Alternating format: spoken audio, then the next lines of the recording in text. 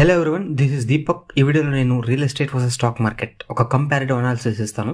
మీకు ఏది సెట్ అవుద్దో చూసి స్టాక్ మార్కెట్లో ఇన్వెస్ట్ చేస్తారా, లేకపోతే రియల్ ఎస్టేట్లో చేస్తారా, లేకపోతే రెండిట్లో చేస్తారా అనేది డెసిషన్ మీరు తీసుకోవాలి.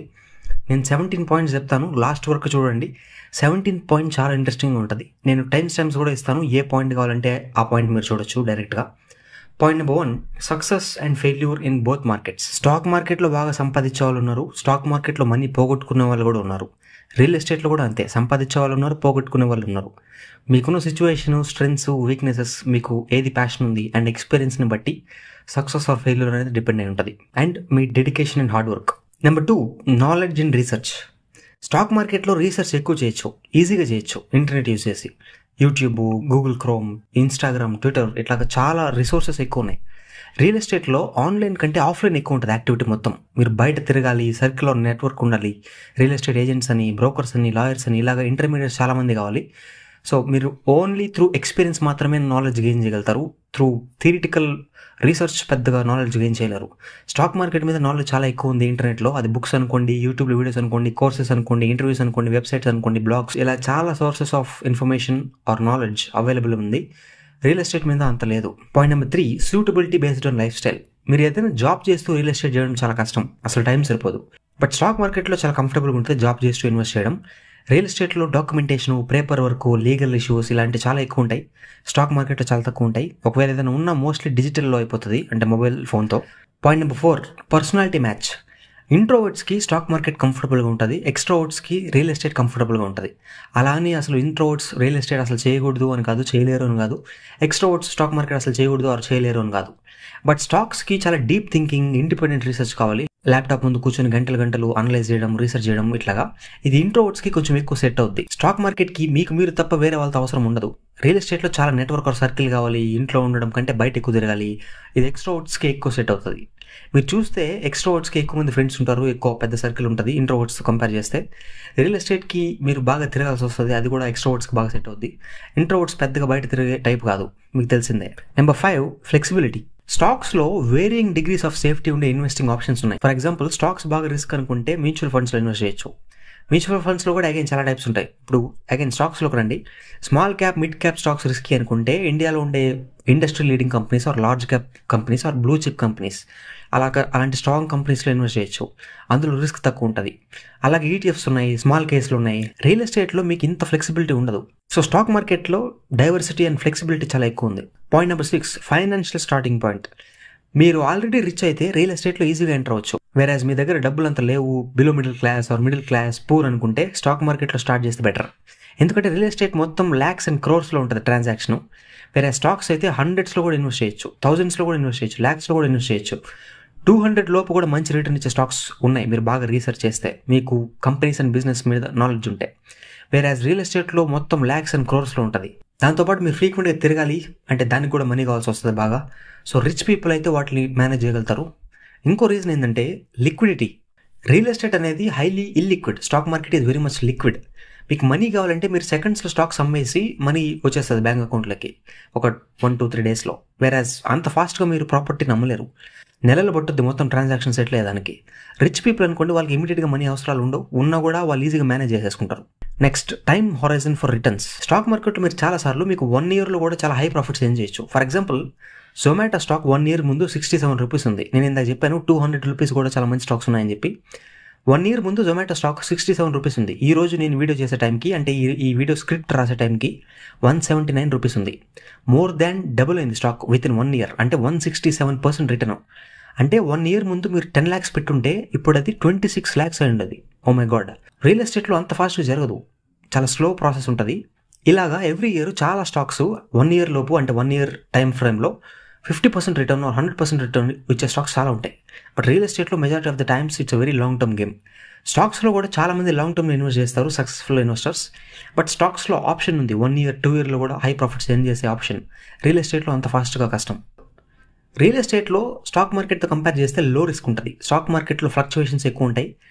ఎక్స్టర్నల్ ఈవెంట్స్, ఇప్పుడు ఎలక్షన్ జరిగింది, ఎలక్షన్ జరగగానే చాలా ఫ్లక్చువేషన్స్ వచ్చాయి. లేకపోతే ఇంటర్నేషనల్గా ఏదైనా ఈవెంట్ జరిగితే దాంట్లో కూడా ఫ్లక్చువేషన్స్ ఉంటాయి. బట్ రియల్ ఎస్టేట్లో కూడా లాస్లు ఉంటాయి. స్టాక్ మార్కెట్లో ప్రాఫిట్స్ వచ్చినా చాలా హై రావచ్చు, ఫాస్ట్గా రావచ్చు. సేమ్ లాసెస్ కూడా చాలా ఎక్కువ లాసెస్ రావచ్చు, చాలా ఫాస్ట్గా కూడా లాసెస్ రావచ్చు. ఈ ఎలక్షన్లో చాలా మందికి లాసెస్ భయంకరంగా జరిగినాయి. అందుకని రిస్క్ ఎక్కువ అంటారు రియల్ ఎస్టేట్తో కంపేర్ చేస్తే స్టాక్ మార్కెట్లో. Point number 10, control. స్టాక్ మార్కెట్లో మీరు ఒక కంపెనీలో ఇన్వెస్ట్ చేస్తే ఆ కంపెనీని జస్ట్ దూరం నుంచి అబ్జర్వ్ చేసి అనలైజ్ చేస్తూ ఉంటారు అంతే. రియల్ ఎస్టేట్లో అయితే మొత్తం మీ కంట్రోల్లో ఉంటుంది, ఎందుకంటే ప్రాపర్టీ మీదే కాబట్టి మీరు ప్రాపర్టీని ఇంప్రూవ్ చేయాలి కూడా, అప్పుడే బాగా జరుగుతుంది. ప్రాపర్టీని డ్యామేజ్ చేస్తే రిపేర్ చేయాలి, ఇట్లాగా మీ కంట్రోల్లో ఉంటుంది మీ ప్రాపర్టీ. బట్ స్టాక్ మార్కెట్ అనేది అట్లా ఉండదు. దీన్ని మీరు ఒక విధంగా అడ్వాంటేజ్ అనుకోవచ్చు, ఇంకో విధంగా డిసడ్వాంటేజ్ అనుకోవచ్చు. అడ్వాంటేజ్ ఏంటంటే ప్రాపర్టీ మీది కాబట్టి మీ కంట్రోల్ ఉంటుంది. స్టాక్స్లో కంపెనీ మీద మీ కంట్రోల్ ఉండదు, అన్లెస్ ఆ కంపెనీలో మీరు చాలా పెద్ద ఇన్వెస్టర్ అయితే తప్ప. డిసడ్వాంటేజ్ ఏంటంటే రియల్ ఎస్టేట్లో మీరు చాలా time and physical effort invest చేయాలి, మీరు మేనేజ్ చేయాలి సొంతగా ప్రాపర్టీని అంటే. సో అంత టైము ఫిజికల్ ఎనర్జీ పెట్టడం డిసడ్వాంటేజ్ అనుకుంటే అది డిసడ్వాంటేజ్. Point number 11, diversification. స్టాక్స్ని ఈజీగా డైవర్సిఫై చేయొచ్చు. డైవర్సిఫై చేస్తే రిస్క్ తగ్గుద్ది. ఒక స్టాక్ అమ్మేసి ఇంకో స్టాక్ని ఈజీగా కొనొచ్చు. ఒక స్టాక్ పడిపోయే ఛాన్సెస్ ఉన్నాయి అని ముందే తెలిస్తే ఫాస్ట్గా అమ్మేయచ్చు. సో స్టాక్స్లో ఫ్లెక్సిబిలిటీ ఎక్కువ. రియల్ ఎస్టేట్లో అది అంత ఈజీ కాదు. ఒక ప్రాపర్టీని అమ్మడానికి కొనడానికి చాలా టైం పడుతుంది. రియల్ ఎస్టేట్లో చిన్న ఇన్వెస్టర్స్ డైవర్సిఫై చేయడం చాలా కష్టం, అండ్ మల్టిపుల్ ప్రాపర్టీస్ని హ్యాండిల్ చేయడానికి కూడా చాలా ఎఫర్ట్స్ పెట్టాలి, చాలా రిసోర్సెస్ కావాలి. Point number 12, emotional control. Stock మార్కెట్లో ఎమోషనల్ కంట్రోల్ ఉండాలి, లేకపోతే ఎమోషన్స్ని బట్టి స్టాక్స్ కొనడం అమ్మడం జరుగుతుంది. రియల్ ఎస్టేట్లో కొనడం అమ్మడం అంత ఫాస్ట్గా ఉండదు కాబట్టి ప్యూర్లీ ఎమోషనల్ బేసిస్ మీద డెసిషన్స్ తీసుకోవడం జరగదు. ఒకవేళ మీరు తీసుకోవాలన్నా కూడా అంత ఈజీగా ఉండదు కాబట్టి మోస్ట్లీ ఎమోషనల్ బేసిస్ మీద ఇన్వెస్టింగ్ డెసిషన్స్ అనేవి ఉండవు. సో స్టాక్ మార్కెట్లో చాలా జాగ్రత్తగా ఉండాలి when it comes to managing your emotions and decisions. Point number 13, income. Real estate can provide rental income.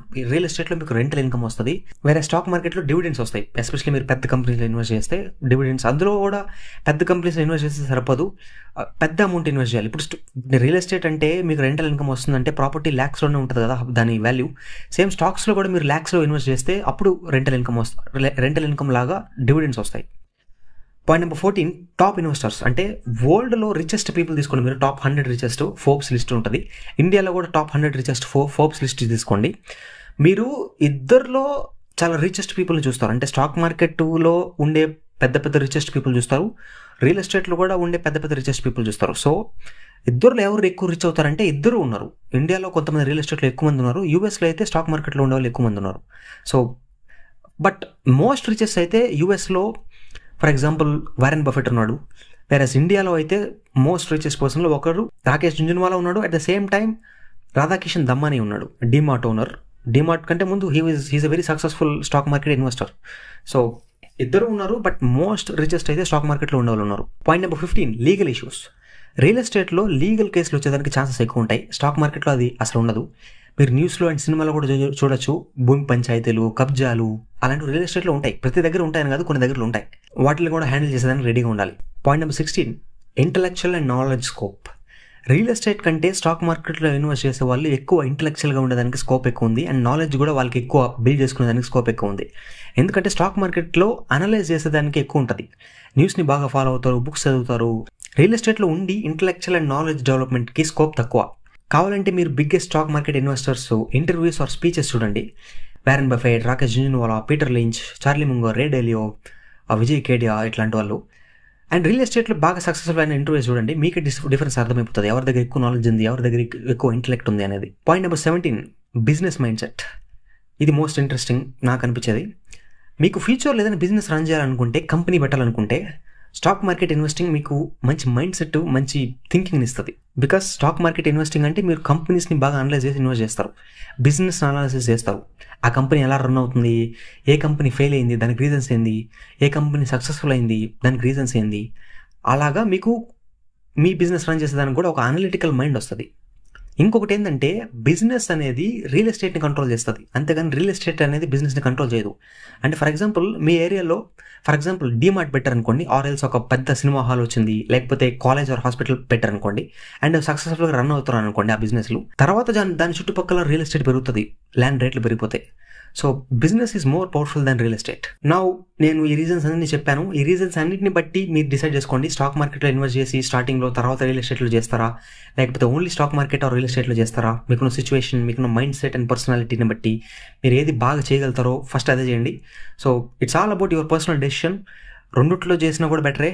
ఆర్ఎల్స్ నాకు కోర్ కాంపిటెన్సీ స్టాక్ మార్కెటే కాబట్టి నేను ఓన్లీ స్టాక్ మార్కెటే చేస్తాను, కావాలంటే ఏదైనా రియల్ ఎస్టేట్ ట్రై చేస్తాను అంటే అట్లా అయినా చేయండి. ఆర్ఎల్స్ నా core competency is real estate, only real estate చేస్తాను, అక్కడక్కడ కావాలంటే స్టాక్ మార్కెట్ టచ్ చేస్తానంటే అట్లా అయినా చేయొచ్చు.